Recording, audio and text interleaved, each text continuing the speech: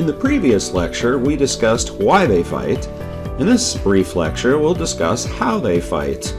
In other words, we're just going to take a look at some of the more memorable opinions in which members of the court insulted each other fairly openly. Now, we've already seen several opinions from Antonin Scalia, but he wasn't the only member of the court who could engage in caustic writing. For example, William Rehnquist was in dissent in Florida v. Royer, and justices, when they are in dissent, that can often write very memorable opinions because they're not responsible for establishing precedent. They're not speaking for the court, and so they can be more sarcastic and they can use more rhetorical flourishes. And the Chief Justice certainly did that in this particular case, because he started it by quoting a nursery rhyme. The King of France with 40,000 men marched up the hill and then marched back down again. And the point of his opening his opinion with a nursery rhyme was to suggest that the majority's opinion was extremely childish, a point which he backed up when he continued, "The plurality's meandering opinion contains in it a little something for everyone. It betrays a mindset more useful to those who officiate at shuffleboard games, primarily concerned with which particular square the disc is landed on, than to those who are seeking to administer a system of justice whose twin purposes are the conviction of the guilty and the vindication of the innocent." In other words, Justice O'Connor's opinion requires judges to play childish games rather than to take an adult view of the subject. In a 1982 case, FBI v. Abramson, Justice O'Connor wrote, "In short, if the court hopes to support its results on the basis that a straightforward interpretation of a statute makes little sense, the court errs, unless, of course, the sense to which the court refers is to be found not in logic, but in the court's view of what makes sense as a matter of public policy." In other words, O'Connor is saying that the court is not acting logically, it's not applying the law, but it's simply doing what it wants to do.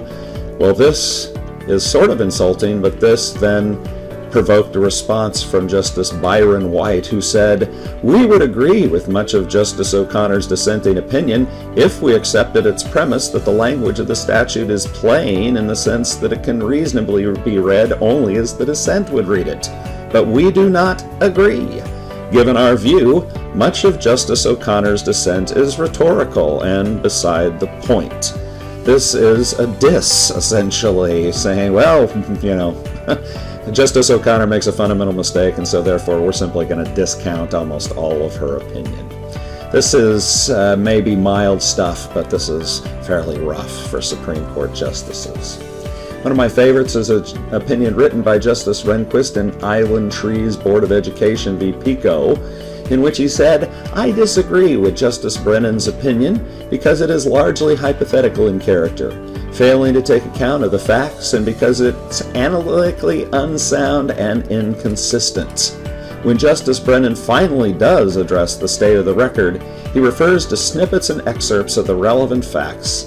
Justice Brennan's combing through the affidavits, school bulletins, and the like for bits and snatches of dispute is therefore entirely beside the point at this stage in the case. Again, I am simply discounting virtually everything my opponent says.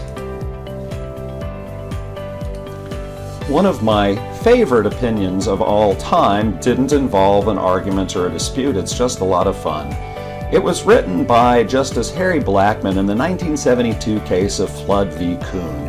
Harry Blackmun was a really big fan of Major League Baseball, in particular the Minnesota Twins, and Flood v. Kuhn was a case that involved the constitutionality of Major League Baseball's free agency system as it existed in the early 1970s. The facts and the outcome of the case aren't particularly important. What is important is that Justice Blackmun took the opportunity in writing his majority opinion to essentially open it up with a love letter to the game of baseball. He wrote, "It is a century and a quarter since the New York Nine defeated the Knickerbockers 23-1 on Hoboken's Elysian Fields on June 19, 1846, with Alexander J. Cartwright as the instigator and the umpire. The ensuing colorful days are well known.